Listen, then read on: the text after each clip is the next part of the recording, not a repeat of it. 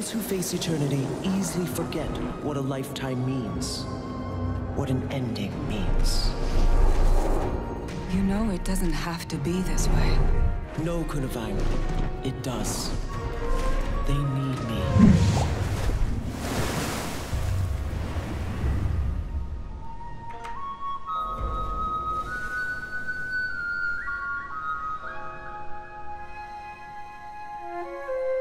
It's late. Not only is it incredibly late in the day, but this video is late. So welcome guys, it's End of Dragons Daily 76. Today is probably going to be the last part in which I do this, but I'm just going to go through a selection of your comments as a response to the ending of the Icebreed Saga. We're actually 2 weeks forward from that now. The balance patch just dropped today. I do want to get in and give you guys a little bit of a video about that, but the footage for now is pre-patch. In fact, it's a couple of days ago. It's me in the Frostgorge Sound. I know it's vanilla, but look, I'm in the middle of doing map comp, and these are kind of interesting to me because, yeah, maybe it's not the most graphically beautiful area of the world, but I haven't properly explored or played around in those dredge mines for a long time. In fact, I'm pretty sure that I go to an area, there's like a tunnel with some rubble in the bottom, that I've never been to before, just earlier in the week, and I'm pretty sure I participate in a dynamic event in that area as well, which, again, I don't think I'd ever done before, so I think that's interesting. I did love the video we did recently with the Griffin flights through POF, really showing off some of those environments. I want to do an equivalent for Heart of Thorns, so keep your eye out. You know, I'll do stuff that stresses the PC and shows us some of these things a little bit better as well. So let's run through, and I want to open up with a poll that I did last week. And it's me saying this: well, after that disaster, what do you guess was the original plan? And I actually threw up this poll just in the middle of the night, very flippantly. I tend to be not flippant about a lot of stuff I do here, but polls are kind of fun. You can post them so quick and easy. Anyway, about 6,000 of you guys voted in it, and I was amazed to see a lot more people kind of agree with the idea of the Destroyer Saga. For anyone who missed out on it, this is the idea that they did Icebrood, and that was all going to be about Jormag and Whispers and all that kind of stuff. And then there was going to be another full-length season following that dealt with Primordus. And yeah, Primordus, there might have been a little bit less depth to go to if they were going with this idea that he was just a force of nature. But it probably would have been in the Destroyer Saga that they talk about this whole twinning thing. Why the two dragons are twinned and so on. They could have really done justice to the Bram storyline, and of course the Destroyer Saga itself would have also had a portion of it dedicated to the actual battle of the dragons. So, you know, just so much subject material to get through, and with 2 full sagas probably would have worked out quite well. Guild Wars 2 would have been getting sold as a live service at that point, stuff like build templates, new elite specializations, whatever, you know, really propping up as much of that money as they possibly could. But then, you know, the announcement for the Icebreed Saga was wobbly, build template response was very wobbly, and they didn't go with a bunch of other stuff. COVID, they obviously course corrected at some point. So anyway, I mentioned this. Most of the comments I got prior to doing this poll were people saying, no, I don't really believe in the Destroyer Saga. And that's completely fair, right? I'm not sure I really believe in it either. But after the poll, it seems most people, 67% of you, think that that probably was ArenaNet's plan. And several of you had your own theories as well. You see there were actually 142 messages on other theories that you guys gave about what you thought that the rest of the saga might have been. So really fun. And just to go a bit further with this, into the main bulk of End of Dragons Daily here, I have this comment chain from the last part from LapJeskitty, who said, look, that shaman posted a data mine a few days ago on Twitter where they revealed that Yaga Moraine was originally going to be the next map for episodes 5 and 6. So I'll just pause there. Yaga Moraine, just like Bjora Marches, we got Bjora, obviously, that was the first mountain map that we got from the Icebreed Saga. Yaga Moraine is another Eye of the North Guild Wars 1 map in the mountains, in the far Shiver Peaks. And in fact, it was the most northerly place you could ever visit in the entirety, not just of Guild Wars 1, but the whole franchise so far. The northern tip of Yaga Moraine is the furthest up you could go. It was about as interesting as any of the other Eye of the North maps, you know, nice little moments with avalanche elementals, rolling boulders. There was like a couple of hidden bosses that you could fight up there, and the hunting with the Norn that was obviously going on. One thing that was especially significant was at the very tip, the most northern part of the most northern map, there's a mysterious hole. Now, long-term viewers of mine that nonetheless didn't play Guild Wars 1, have probably heard me mention this before. It's just a mystery hole. Nobody knows how deep it is. It's just a black abyss. People that go down there don't come back out, and nobody really knows what's going on. But obviously, you're presented this hole in the context of the Norn and how they interpret it, and you kind of get this idea of Norn that jump down because they're bold adventurers filled with courage, and they want to see what's there. And the devs never really explained anything about it, so it's always been like a fun little set piece, a fun thing in the world. I think in the big picture idea that they were going to do an Icebrood saga and a Destroyer saga, and the Destroyer saga would have had the depths and so on. This hole may have actually been quite that you might have seen. ArenaNet would have expanded on this idea and talked a bit more about the depths of Tyria down there and so on. So we might have missed out on something really fun there, and something, you know, as a Guild Wars 1 fan, I would have very much enjoyed. There was also a really beautiful vista in Jargon Moraine in the first game that really gave you this beautiful view way out north, presumably where the Coden came from and so on. And obviously Guild Wars 2 maps are much bigger than Guild Wars 1 maps. So even though the Guild Wars 2 equivalent would have been called Jargon Moraine, it probably would have, you know, encompassed a lot more space, and the devs could have played around with a ton of stuff.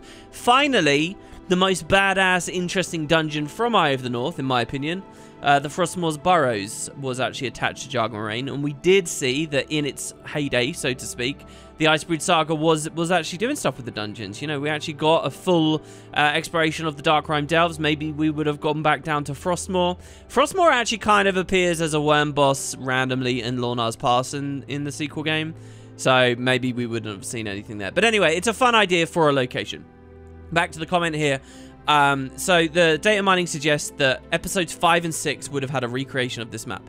For me, this confirms even more the theories of a separate Destroyer saga, with how reserved, calculated, and perfect the story was for the first part of the Icebrood saga. I really can't imagine the plan had always been to wake both these dragons and kill them off within the same span of 8 episodes.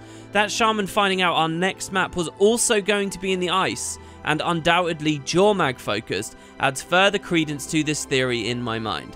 Now, let's just skip down here, because Red Death says, from looking at it and what Shaman said, there was never going to be a Jargon Moraine map after Bura. It was just the early version of what Bura became. Now, I actually think I remember the devs talking about this in a stream. Lost Sanity said 3 and 4 were always going to have Ryland become the champion at that point. I argue it was always to set up Jormag to start talking to us, and it was obvious that they were shifting Jormag to ally with us. Remember, the VI voiced all of that a long time ago. I really doubt they were shifting the focus to allies and taking Jormag unless they had planned to have Primordus rise.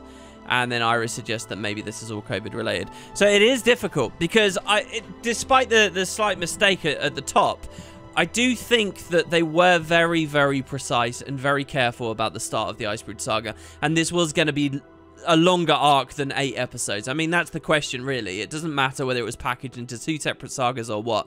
If they've really taken their time with the Char Civil War in the name of creating the Frost Legion, even though they already have so much rich stuff going on with Jormag's allies and, you know, legions, so to speak.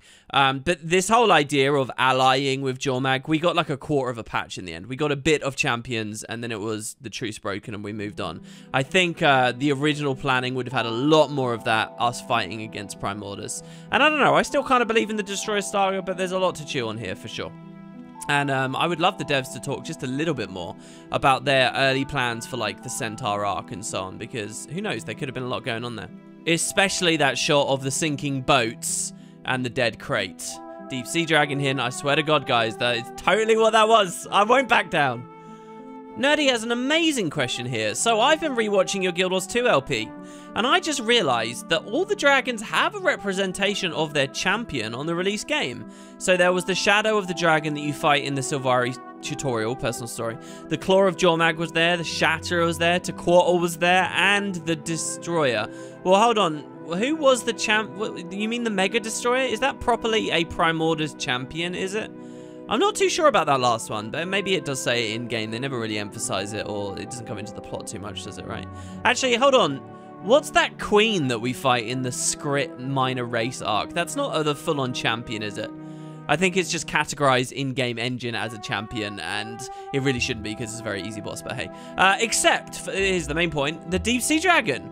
So my question to you is, do you think any of the champions of the game already in there can be a Deep Sea Dragon champion, being hidden from us like Morgemoth's shadow was? So we saw it, but we don't know what it really was. In my personal opinion, I think the crate might be the deep sea dragon minions, or something like the Sons of Svanir, and their obsidian shards they worship are equivalent to the statues the Sons of Svanir built to Jormag. That would also explain how the crate had access to the blue orb. Well, no, I think that, first of all, I'm pretty sure the devs have said that the crate are fleeing the deep sea dragon. They are not dragon minions themselves. But on every level, I actually think the story you've constructed there of the crate being associated kind of just robs us of interesting, you know, texture. Like, why do we have to explain that's how they got the orb? Maybe there's a more fascinating story about them stealing or plundering it from somewhere. The early blog post talking about the crate was that, you know, the crate are bad guys, not because they're dragon minions. This is a world where we already have all these dragon minions and evil black and white forces. It's like, oh, they're bad just because they're a hive mind, just because they're corrupted, just because they're zombies or whatever. The crate are bad. And unlike so many other bad factions, like the Dredge that have been previously oppressed and so on, that you might be able to latch onto something, these guys are just horrible. They have no excuse. It's not that they're dragon minions. They're just dicks. They're slavers. And they eat people, and you're not meant to like them. And in the world that I think ArenaNet constructed, that was a very cool thing about the crate. And that leaves us open to unlikely alliances with them, you know, in the context of taking out the deep sea dragon, or, you know, when we see them suffering at the hands of the deep sea dragon, how empathetic we can be. You know, there's a great Sylvari story as well. The Cadian story talks a little bit about morality when it comes to taking out all these crate tadpoles, if I remember rightly. They're tadpoles or eggs or something in a clutch. So back to the idea of the dragon champion. Obviously, there aren't any giant underwater world bosses that we can say, you know, like Tequatl or the Shatter or whatever, and say, well, this is clearly the champion. Obviously, that's held off for now. They do hint whenever they talk about the minions that they're very big, like if you look at the hint of the Crucible of Eternity. I don't know if there were more hints around Sunset Isles, where, like, Subject Beta was coming in. They might have done some more hints about the dragon minions. But no, I don't think that there is a giant creature. This is suddenly quite an intriguing question, though, because of how the Icebrood saga has emphasized champions. To a certain degree, I think, as well, Season 4 did this too. But the idea that that wasn't just a two-way Elder Dragon. By the way, that was a three-way Elder Dragon battle. That was Aurene as an Elder Dragon. It's so easy to forget that, guys, but that's Aurene as an Elder Dragon, 2 other Elder Dragons, and 3 champions. And there was so much emphasis on what it means to be a champion and how all the dragons have them, and they're playing Polymorph and so on. So now, going straight into End of Dragons, as we will be, asking that question, well, what's this champion, is, I think, really valid. If you can't go with a big monster, maybe you go with something humanoid. And it's funny, the way my mind worked there is I immediately thought, well, it could be a sneaky human who's always been under the influence of the dragon and has actually been playing us against each other, and they're a manipulator or something. What if it's E? Which is obviously just a bit silly. I don't know whether I like that idea. Perhaps Kunavang has always been the champion, just as Glint was Kraukatoric's champion. That was ultimately revealed. She was the champion, but then she got offed, so he started creating new and different ones. We had the Shatterer, the Death-branded Shatterer. So maybe it's just been Kunavang this whole time, and there's something going on with the Salt Spray family and so on there, and that's the answer. I think that's the most likely thing that they'll do. Here's a weird concept as well for the idea of an expanded Icebrood saga. What if they had eventually revealed that E was always an agent of Jormag? Now, the whole persuasion and working together and deceptions and lies and whatnot, maybe that would have worked for the E character as a champion of Jormag, but obviously they never did any of that. So, hey. Oh, do you know what? I'm an idiot. I forgot to do the concept art today. I've got some messages here in response to the previous one. It's fine. We'll just delay it for another day. We'll do the red concept art piece tomorrow. But here, speaking about that foresty piece, I'll throw it on screen for you guys. This again. Quiet Scribe here says, the circles remind me a bit of the end of the tunnels in Heart of Thorns, the Chuck tunnels. They look a little bit spidery to me. Maybe dredge tunnels have been taken over or sealed by some other force of the forest. These are actually 2 great ideas. Now, the Chuck as well, I do want to mention, guys. The Chuck are in kind of a really exciting and interesting place, I think, in the lore, as beings that literally eat magic. Like, how that factors in to the broader Elder Dragon story, I think is really important. Like, they're a potential MacGuffin that could be used to resolve some problems. I really think we need to look back at them. And for End of Dragons and a world where there's magic everywhere, this could be a great idea. So maybe say there's been a Chark infestation in the Echovald Forest. is something I could totally see the devs do. And it might make the Echovald feel a little bit too much like the Maguma jungle to a certain degree. So I'm a little cautious of the idea. But I do want to see them be utilized somehow. There's also this message, Siki Tekla, I'm sure I didn't say your name right. Who's saying something that loads of people said. Those wheels on the concept art just look like some gothic rose windows covered with encrustment or some kind of material then overgrown by moss or algae. I do want to re-emphasize, I do pretty much believe that they are just windows. It is just some kind of, as many of you guys say, gothic architecture. Is that kind of that Kurzik cathedral gargoyle-esque, you know, kind of styling. And yeah, so many of you guys said that. I think it's very likely they're just windows. We're looking a little bit too close or something pretty minor here. Looking forward to doing that on the next piece tomorrow. And then we have Tanner, who says, I've noticed a couple of things. Now, these are both great observations, guys. You've got to hand it out to Tanner here. I've noticed a couple of things you may or may not be aware of. First, the World Boss portal device can notify you of the Dragon Storm. And it has the text that the earth trembles and the wind goes cold. Dragonstorm will begin in 10 minutes. I actually like that flavor. That's pretty good. At the time of writing this, the wiki doesn't list it as one of the possible world bosses to teleport to, but it does list Drakkar. Secondly, and more interestingly, the Rift Stalkers that you fight in the mists as a part of the current events drop a satchel that may contain, among other things, a charged core, a corrupted core, or a molten core, seemingly referencing Kralkatorrik, Jormag, and Primordus. Since these events were added almost 2 months before the Icebrood Saga was announced, we can infer that this satchel was a hint they had always meant for both Primordus and Jormag to be next, as opposed to just Jormag.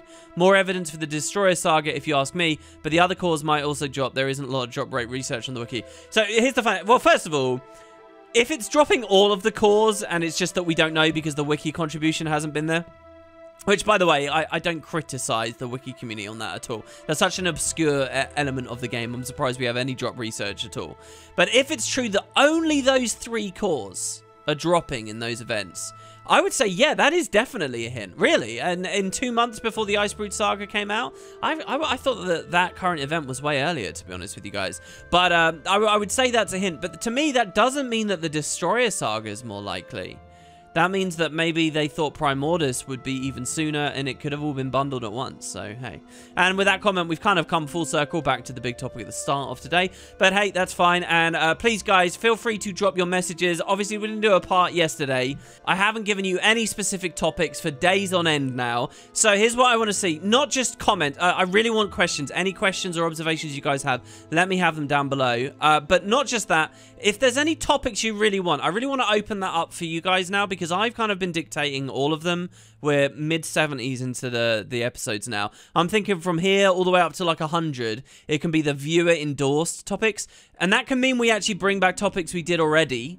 But I think we've canvassed, like, generally speaking, most of the expansion at this point. So I want to know exactly what the popular ones are. And thumb up people who have similar, you know, suggestions to you. There are obviously some other elite specializations still to cover. In fact, I think there's about 6 of them. So keep an eye out for that because tomorrow I'll prompt you for one of those as well. And in that way we can get one day ahead.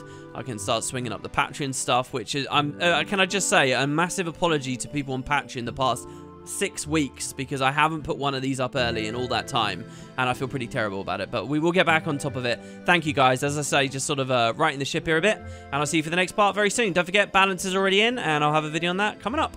Take care now, guys.